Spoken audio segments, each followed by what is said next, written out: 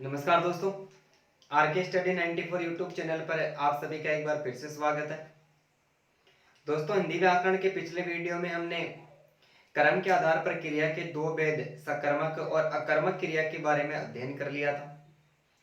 आज हम अध्ययन करने वाले हैं प्रयोग एवं रचना के आधार पर क्रिया के भेद। प्रयोग एवं रचना के आधार पर क्रिया के 5 भेद माने जाते हैं। कितने भेद माने जाते हैं? 5 भेद माने जाते हैं। हम 5 के साथ एक दो अन्य भेद है उनकी भी एक ही साथ में चर्चा करेंगे और प्रयोग एवं रचना के आधार पर जो क्रिया के भेद है उनको एक हम ट्रिक यानी सूत्र के माध्यम से पढ़ेंगे। ठीक है, इनकी एक ट्रिक है।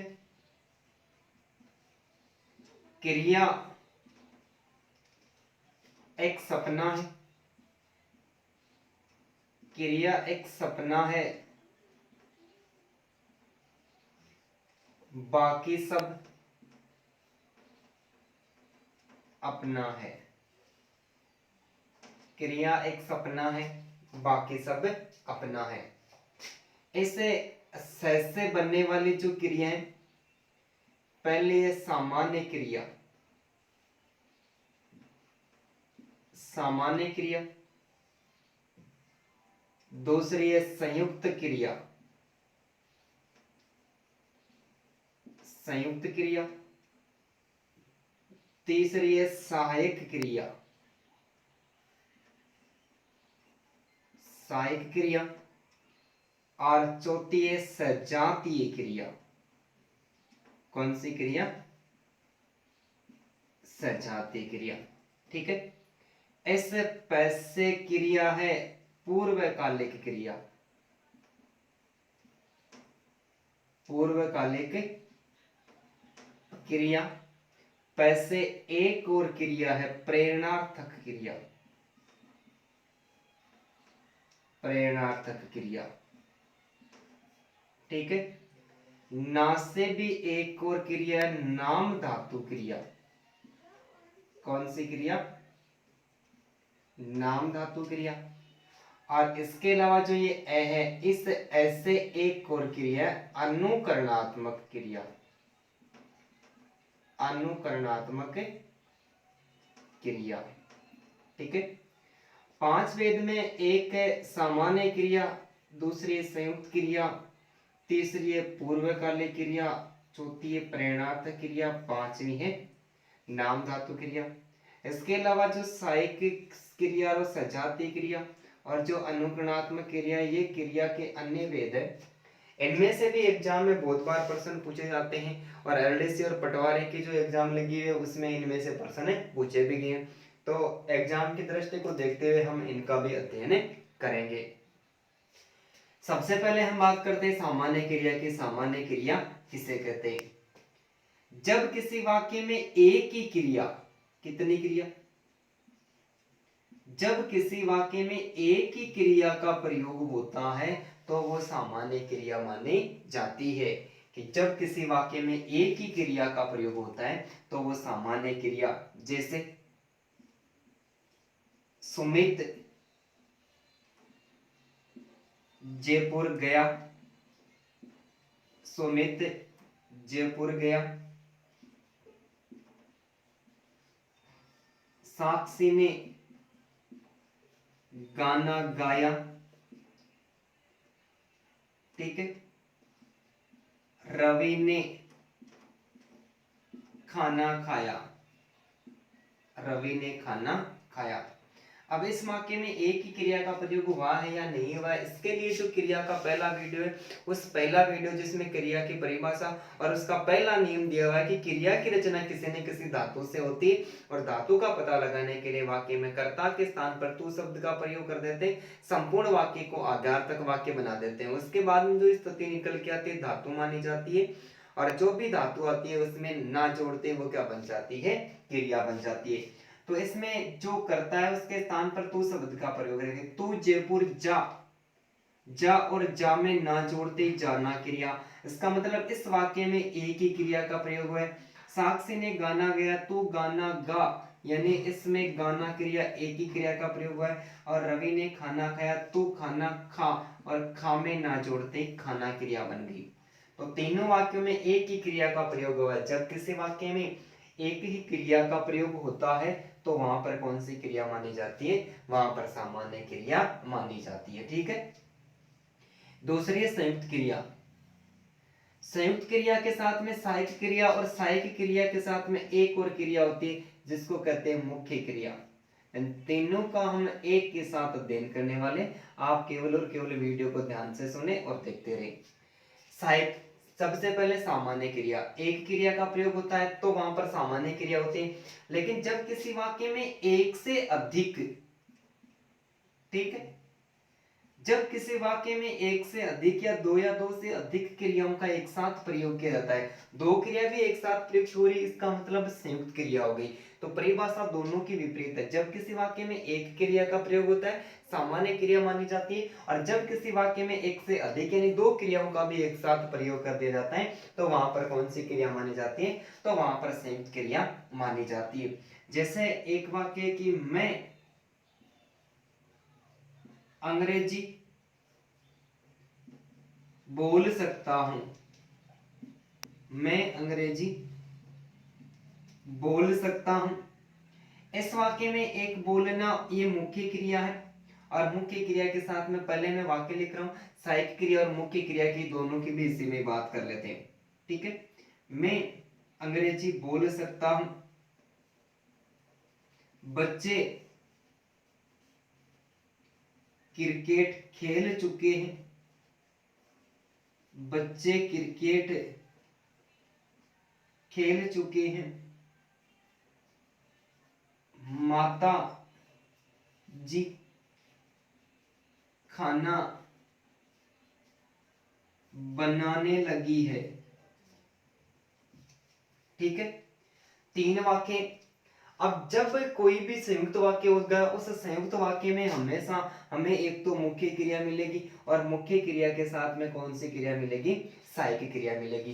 भाई संयुक्त क्रिया के जितने भी वाक्य होते हैं उनमें एक से अधिक क्रिया प्रयुक्त होती है। इसका मतलब एक मुख्य क्रिया होती है और एक सहायक क्रिया होती है। किसी भी कार्य को करने के लिए जिस क्रिया का प्रधान प्रभाव रहता है वो मुख्य क्रिया होती है, और इस मुख्य क्रिया के साथ में जो जुड़ी हुई क्रिया होती है वो हमेशा ही कौन सी होती है? सहायक क्रिया होती है। सहायक क्रिया कभी भी अकेले प्रयुक्त नहीं होती, ये हमेशा ही मुख्य क्रिया के साथ में प्रयुक्त होती है। और जब कोई क्रिया अकेले प्रयुक्त होती है तो वो सहायक क्रिया नहीं मानी जाती, वो हमेशा ही मुख्य क्रिया मानी जाती है। एक बार बात को फिर ध्यान से सुने। संयुक्त क्रिया के जितने भी वाक्य होते हैं उन वाक्यों में एक से अधिक क्रियाओं का प्रयोग होता है। इसका मतलब एक मुख्य क्रिया होती है और एक कौन सी होती है? सहायक क्रिया। जिस क्रिया का कार्य वाक्य में प्रधान होता है, मुख्य कार्य होता है, वो मुख्य क्रिया होती है। मुख्य क्रिया के साथ में कौन सी क्रिया जुड़ी होती है? सहायक क्रिया जुड़ी होती है। अर्थात ऐसा कह सकते हैं कि सहायक क्रिया कभी भी अकेली प्रयुक्त नहीं होती है, ये हमेशा ही मुख्य क्रिया के साथ में प्रयुक्त होती है। और जब किसी भी क्रिया अकेले प्रयुक्त होती है तो वो सहायक क्रिया नहीं होती, वो हमेशा ही मुख्य क्रिया मानी जाती है, जिनको वाक्यों के माध्यम से समझेंगे। मैं अंग्रेजी, इसमें देखो एक बोलना क्रिया है और एक मैं सकता हूं, यानी इसमें होना क्रिया मानी जाती है। तो यहाँ पर दो क्रिया, ये कौन सी क्रिया हो गई? ये मुख्य क्रिया हो गई, और मुख्य क्रिया के साथ में सकता हूं या फिर हूं, ये कौन सी क्रिया हो गई? ये सहायक क्रिया हो गई। ठीक है।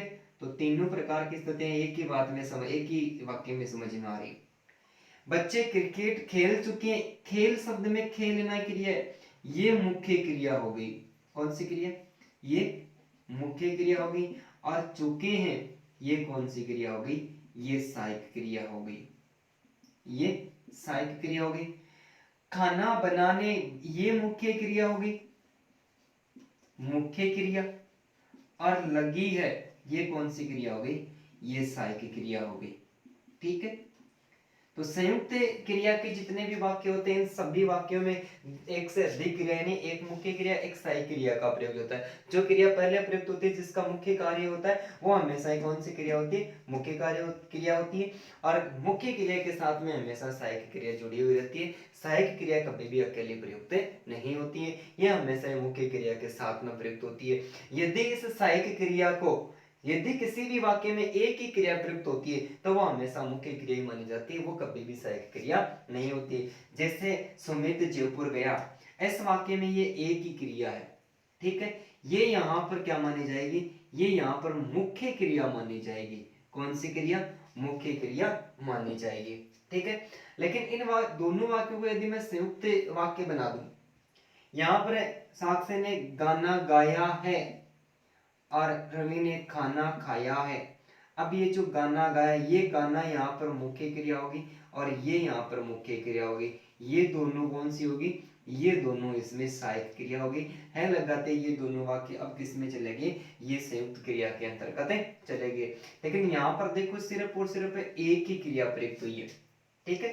सुमित जयपुर गया, तो गया में जाना यानी एक क्रिया, यानी अंत में एक ही क्रिया प्रयुक्त हुई। ये कभी भी सहायक क्रिया नहीं होती, ये क्या मानी जाती है, ये मुख्य क्रिया मानी जाती है। सहायक क्रिया मुख्य क्रिया के साथ में प्रयुक्त होती है, अकेले प्रयुक्त नहीं होती। जब कोई क्रिया अकेले प्रयुक्त होती है तो उसे मुख्य क्रिया माना जाता है, ठीक है। तो इस प्रकार हमने सामान्य क्रिया, संयुक्त क्रिया, मुख्य क्रिया और सहायक क्रिया इनका अध्ययन कर लिया। एक बार मैं फिर से बता दूं, जब किसी वाक्य में एक ही क्रिया का प्रयोग होता है सामान्य क्रिया, कि रमेश जयपुर गया, साक्षी ने खाना खाया, साक्षी ने गाना गाया, रवि ने खाना खाया, यहाँ तक बात करें तो इनमें कौन सी क्रिया, सामान्य क्रिया। लेकिन जब किसी वाक्य में एक से अधिक क्रियाओं का प्रयोग कर दिया जाता है, यानी जब किसी वाक्य में सहायक क्रिया और मुख्य क्रिया दोनों का प्रयोग किया जाता है, ऐसे वाक्य क्या माने जाते हैं, इसमें संयुक्त क्रिया मानी जाती है, ठीक है।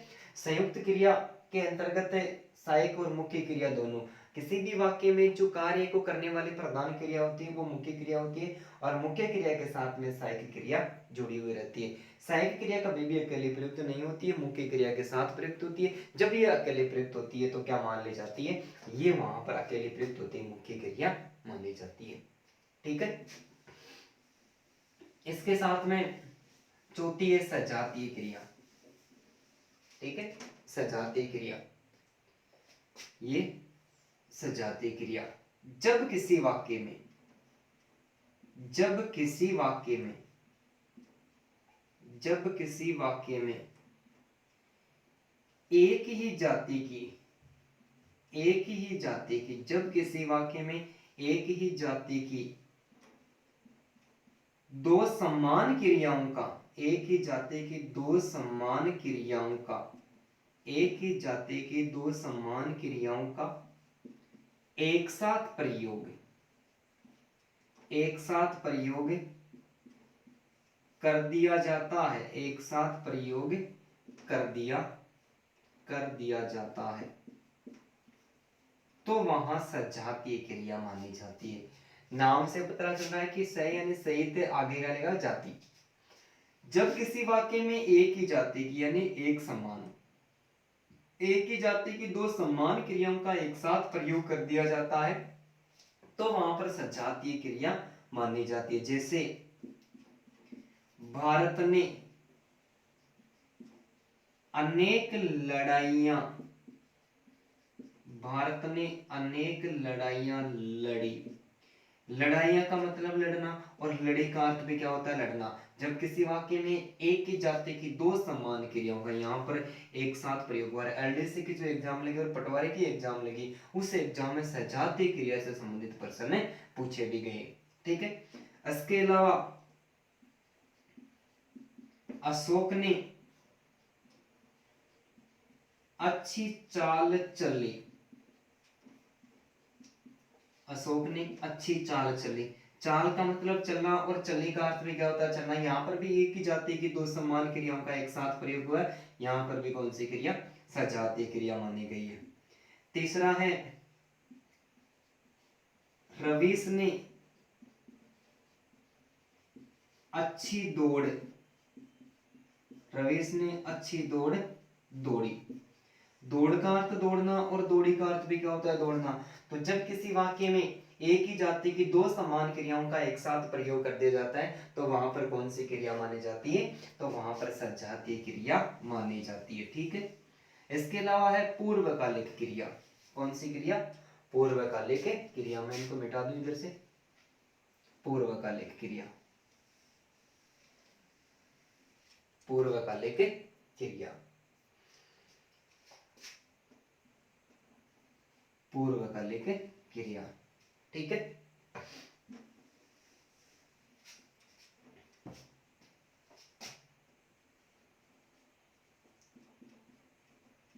पूर्वकालिक क्रिया। जब किसी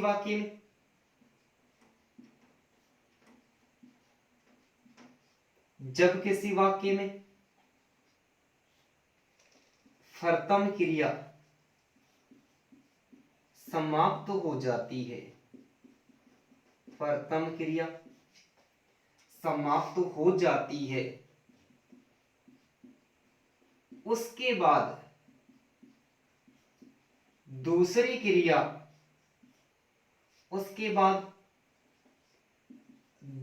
क्रिया भी संपन्न हो जाती है, दूसरी क्रिया भी संपन्न हो जाती है, तो वहां फर्तम समाप्त क्रिया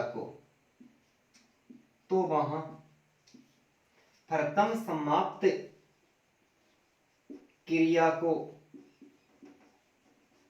पूर्वकालिक क्रिया कहते हैं। ठीक है, पूर्वकालिक क्रिया कहते हैं। बात समझ में आई कि जब किसी वाक्य में फर्तम क्रिया समाप्त हो जाती है, इसका मतलब पहली क्रिया पूरी हो गई, पूरी होने के बाद में दूसरी क्रिया भी संपन्न हो जाती है, इसका मतलब वाक्य में 2 बार क्रिया प्रयुक्त हुई है और दोनों बार क्या हो गई, पूरी हो गई। लेकिन दोनों बार पूरी होने के बाद में फर्तम समाप्त क्रिया को, जो क्रिया पहले समाप्त हुई है, इस क्रिया को क्या कहा जाता है, इस क्रिया को पूर्वकालिक क्रिया कहा जाता है। या फिर ऐसा नहीं समझ में आए तो एक बात और याद रखनी कि पूर्वकालिक क्रिया के जो वाक्य होते हैं, पूर्वकालिक क्रिया के वाक्य होते हैं, इन वाक्यों के बीच में, यानी जहां पर फर्तम समाप्त क्रिया और दूसरी जो क्रिया संपन्न होती है, इन दोनों के बीच में कर शब्दांश जुड़ा हुआ रहता है।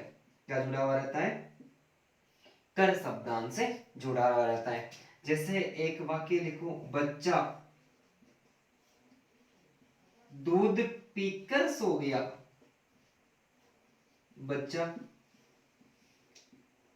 दूध पीकर सो गया, इसका मतलब है बच्चा दूध पीकर सो गया, बच्चे ने दूध पी भी लिया है और बच्चा सो भी गया है। बीच में क्या जुड़ा हुआ, कर शब्दांश। तो ये वाक्य कौन सी क्रिया का, पूर्वकालिक क्रिया का। और यहाँ पर जो क्रिया पहले समाप्त हुई है, इस क्रिया को क्या कहते हैं, इस क्रिया को पूर्वकालिक क्रिया के नाम से पुकारा जाता है। कि जब किसी वाक्य में फर्तम क्रिया समाप्त हो जाती है, बच्चा दूध पीकर सो गया, पहली क्रिया समाप्त हुई, उसके बाद में दूसरी क्रिया भी संपन्न, यानी सो गया तो दूसरी क्रिया भी संपन्न होगी। यहाँ पर फर्तम समाप्त क्रिया को क्या कहा जाता है, पूर्वकालिक क्रिया कहा जाता है। ठीक है, इसके अलावा एक और वाक्य की बात करें, जैसे मैं खाना खाकर आया हूं, मैं खाना खाकर आया हूं, तो मैंने खाना खा लिया, यानी कार्य पूरा हो गया, कर शब्दांश जुड़ा हुआ है, और आया हूं इसका मतलब मैं आ भी गया हूं।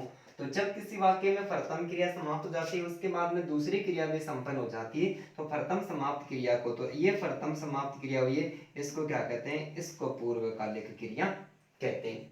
ठीक है, अब यहाँ पर एक और नियम काम करता है कि जब किसी वाक्य में कर शब्दांश के स्थान पर, कर शब्दांश के स्थान पर ते ही शब्दांश, कौन सा शब्दांश, ते ही शब्दांश का प्रयोग कर दिया जाता है, तो वहां पर तात्कालिक क्रिया मानी जाती है। कौन सी क्रिया मानी जाती है, तात्कालिक क्रिया मानी जाती है। इस क्रिया का एक नियम है कि जब किसी वाक्य में कर शब्दांश के स्थान पर, किसके स्थान पर, कर शब्दांश के स्थान पर ते ही शब्दांश का प्रयोग कर दिया जाता है, तो ते ही शब्दांश का प्रयोग करने के बाद में यहाँ पर जो क्रिया मानी जाती है वो कौन सी मानी जाती है, यहाँ पर तात्कालिक क्रिया मानी जाती है। कि जैसे बच्चा दूध पीते ही सो गया, इसका मतलब जो कार्य हुआ है वो दूध पीने के तत्काल हुआ है, तो ते ही शब्दांश का प्रयोग होते ही कौन सी क्रिया होगी, तात्कालिक। में खाना खाते ही आया हूं, इसका मतलब मैं तत्काल आया हूं, मैंने खाना खाया और खाना खाने के तुरंत बाद में आ गया। तो ये इस क्रिया का एक नियम है कि जब किसी वाक्य में कर शब्दांश के स्थान पर, किसके स्थान पर, कर शब्दांश के स्थान पर ते ही शब्दांश का प्रयोग कर दिया जाता है तो वहां पर कौन सी क्रिया मानी जाती है? तो वहां पर तात्कालिक क्रिया मानी जाती है। ठीक है।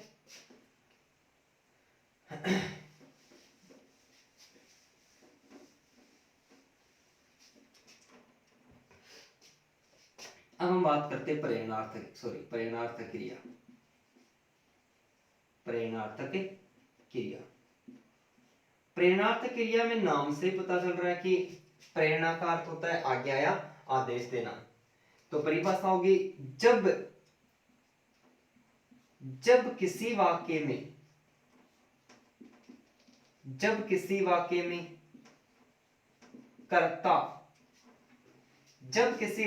कर्ता स्वयं यानी खुद कार्य नहीं करता, कर्ता स्वयं कार्य नहीं करता, किसी अन्य को प्रेरणा देकर कार्य करवाता है, प्रेरणा देकर कार्य करवाता है, तो वहां प्रेरणार्थ क्रिया मानी जाती है। ठीक है। जब किसी वाक्य में प्रेरणार्थ क्रिया, जब किसी वाक्य में कर्ता स्वयं तो कार्य नहीं करता स्वयं तो क्या करता है? किसी अन्य व्यक्ति को यानी किसी अन्य को प्रेरणा देकर कार्य करवाता है तो वहां पर कौन सी क्रिया मानी जाती है? वहां पर प्रेरणार्थ क्रिया मानी जाती है। जैसे पिता ने बालक से अखबार मंगवाया। ठीक है। पिता ने बालक से अखबार मंगवाया, इसका मतलब ये जो करता है, अखबार पढ़ने वाला कौन है? पिता। ये कर्ता स्वयं कार्य नहीं करा, इसने किसको? इस बालक को प्रेरणा दी और प्रेरणा देकर कार्य करवाया, तो यहाँ पर कौन सी क्रिया? प्रेरणार्थक क्रिया।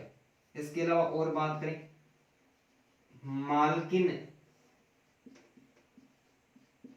नौकरानी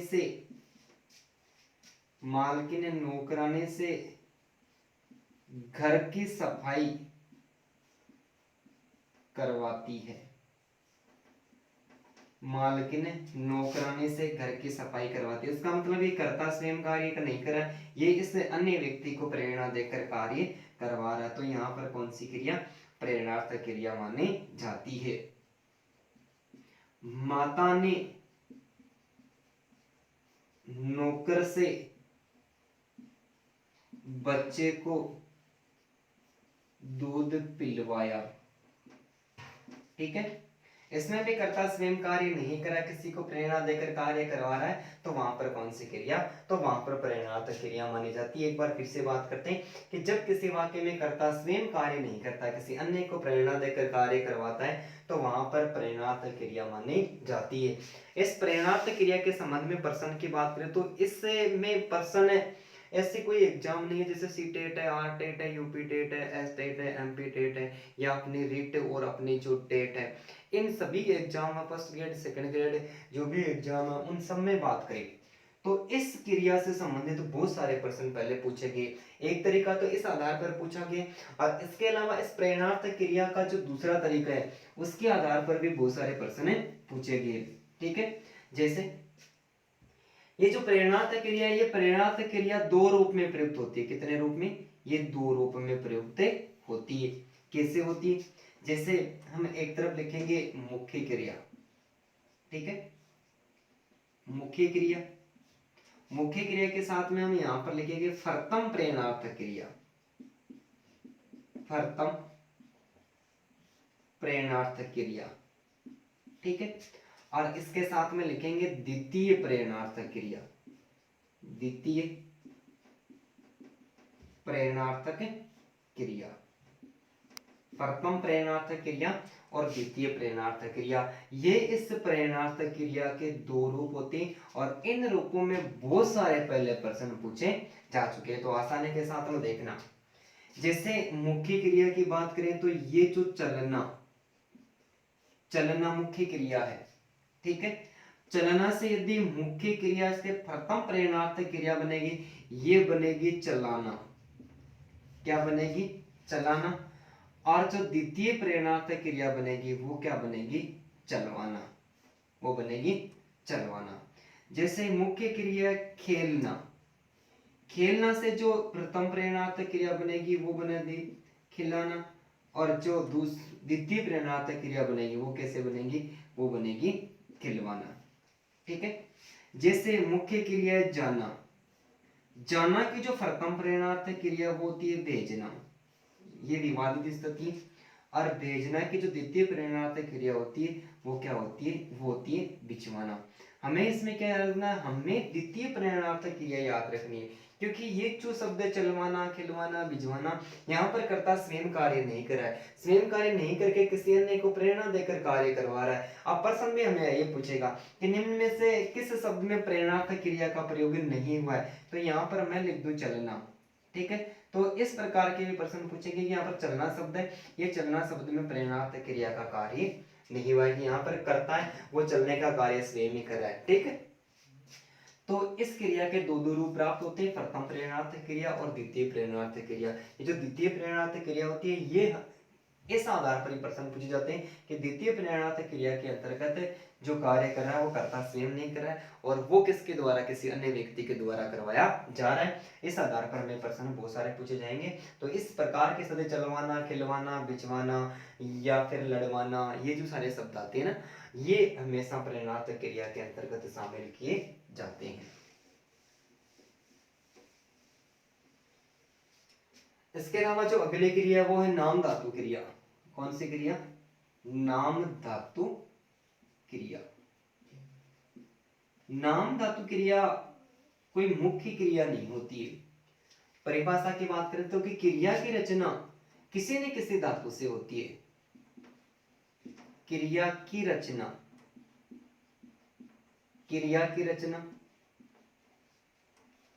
किसी न किसी, क्रिया की रचना किसी न किसी धातु से होती है। पहला नियम यही पढ़ा था, क्रिया की रचना किसी न किसी धातु से होती है, परंतु क्रिया की रचना, परंतु क्रिया की रचना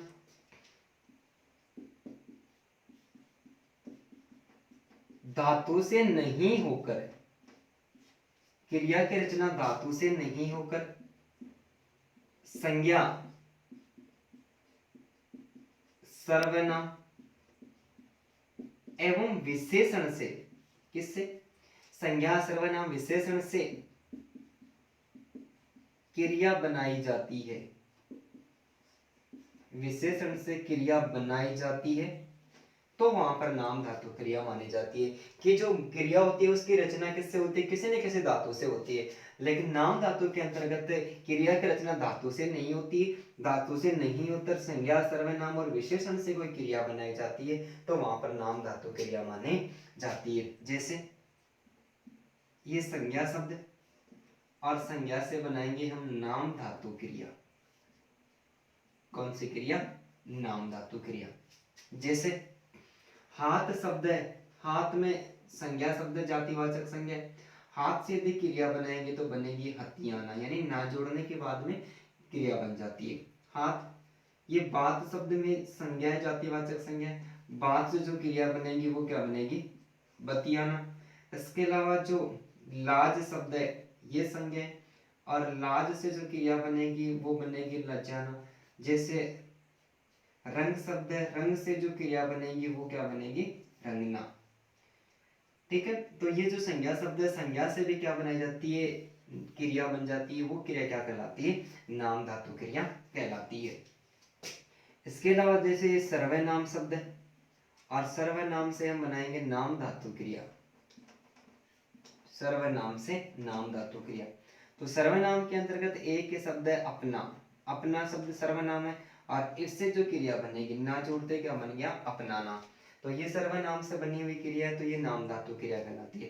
ठीक है। इसके अलावा हम विशेषण से, किससे, ये विशेषण, और विशेषण से बनाएंगे नाम धातु क्रिया। ठीक है। गरम गुणवाचक विशेषण है, पदार्थ की विशेषता बता रहा है। गर्म से यदि बनाएंगे तो क्या बनेगी, गरमाना। और यदि ठंडा शब्द है, ठंडा से नाम धातु क्रिया बनाएंगे तो बनेगी ठंडाना, ना जोड़ते क्रिया बन जाती है। 60 है, 60 जो शब्द संख्या है यानी 60 की संख्या है और संख्यावाचक विशेषण है, यहाँ पर यदि क्रिया बनाएंगे तो 60 से बनेगी सटियाना। ठीक है, तो क्रिया की रचना तो किसी न किसी धातु से होती है, परंतु क्रिया की रचना किसी धातु से नहीं होकर संज्ञा, सर्वनाम और विशेषण से यदि किसी भी प्रकार की कोई क्रिया बना ली जाती है तो वहां पर कौन सी क्रिया मानी जाती है, तो वहां पर नाम धातु क्रिया मानी जाती है। ठीक है, इस उत्तर की जो लास्ट क्रिया वो है अब ऐसे अनुकरणात्मक क्रिया। कौन सी क्रिया, अनुकरणात्मक क्रिया, अनुकरणात्मक क्रिया। अनुकरण, अनुकरणात्मक शब्द अनुकरण से बना है, किससे बना है, अनुकरण से बना है। और अनुकरण का अर्थ होता है नकल करना। क्या होता है, नकल करना। क्योंकि जितने भी क्रिया पढ़ी है, परिभाषा पढ़ी है, न तो किसी का भी उदाहरण मिल रहे हैं आपस में और न ही कोई क्रिया की परिभाषा मिल रही है। ठीक है, अनुकरणात्मक क्रिया, अनुकरणात्मक शब्द अनुकरण से बना है जिसका शाब्दिक अर्थ होता है नकल करना। अर्थात अनुकरणात्मक क्रिया होती है या ये जो क्रिया होती है ये ध्वनियों, ठीक है, ये किससे बनाई जाती है, ध्वनियों के योग से। किसके योग से, ध्वनियों के योग से जो क्रियाएं बनी होती है, ध्वनियों की नकल करके ये क्रियाएं बनाई जाती है, तब क्या कहलाती है, ये अनुकरणात्मक क्रिया कहलाती है। और ध्वनियों के साथ में जो जानवरों की आवाजें होती है, याद रखना है सीधी सी एक ही बात, जो जानवरों की आवाज होती है, जानवरों की आवाज में भी अनुकरण होता है, नकल करके बनाई जाती है। ठीक है, ध्वनि निकलती है और ध्वनि की नकल करके कोई क्रिया बनाई जाती है। जो जानवरों की जो आवाज होती है, उन जानवरों की आवाजों में हमेशा अनुकरणात्मक क्रिया ही मानी जाती है। जैसे हमें किसी प्रकार की आवाज दे रही सुनाई दे रही है, जैसे ची ची है, ठीक है, हमें इस प्रकार की आवाज है ना, ची ची है, तो इससे यदि कोई क्रिया बनेगी तो ये बनेगी चिचियाना।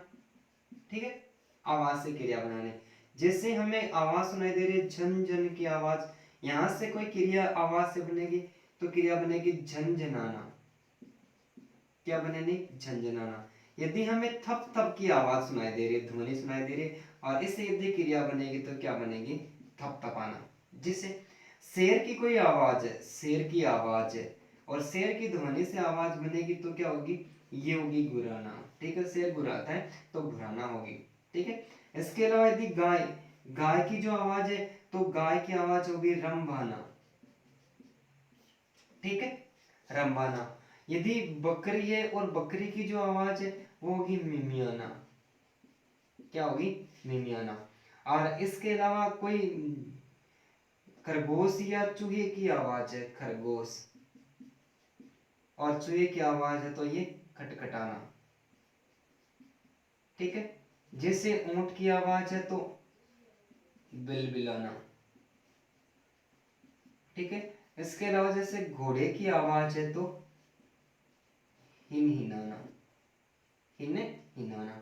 तो इस प्रकार से जो अनुकरणात्मक क्रिया होती है, ये अनुकरण का अर्थ होता है नकल, यानी ये ध्वनियों के योग से बनाई जाती है। और इसके अलावा हमें एक ही बात याद रखनी है कि जो जानवरों की आवाज होती है, किसी भी जानवर की कोई आवाज निकाली जाती है, वो हमेशा किससे, उससे आवाज से कोई यदि क्रिया बना ली जाती है या फिर किसी ध्वनियों से भी। देखो यहाँ पर झन झन है, थप थप है, ची ची है, ये ध्वनियां निकल रही है और इन ध्वनियों से भी क्या बनाई है, हमने क्रिया बनाई है। तो ध्वनियों से और जानवरों की आवाजों से यदि कोई क्रिया बनाई जाती है तो वो क्रिया क्या कहलाती है, वो क्रिया अनुगणात्मक क्रिया कहलाती है। तो इस आधार पर हमने प्रयोग एवं रचना के आधार पर क्रिया के भेद और उसके साथ में सजातीय क्रिया, सहायक क्रिया, मुख्य क्रिया और जो अनुकरणात्मक क्रिया है, इनसे भी बहुत सारे प्रश्न एग्जामों में पूछे गए, तो इनका भी हमने एकदम सरल तरीके से क्या कर लिया, अध्ययन कर लिया। और मैं आशा करता हूँ कि आपको आसानी के साथ में समझ में आया होगा। धन्यवाद दोस्तों।